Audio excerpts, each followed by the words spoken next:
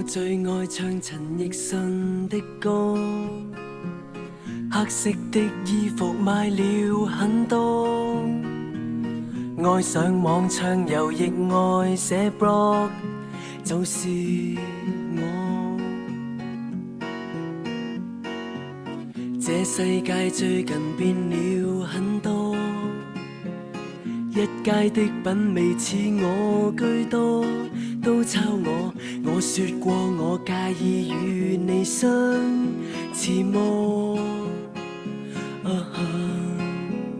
自覺的不普通，可會是平凡一種？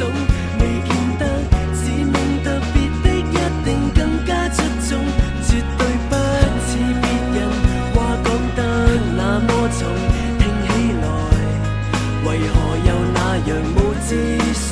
越要裝不普通，使我越平庸普通，像那些平平無奇的總是帶隊起哄，害怕跟你類同，卻不敢太小眾。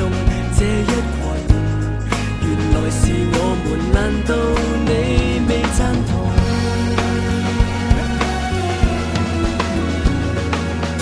我最怕變成像你一般，比一般的大眾更一般，這看法卻其實最一般，別自滿。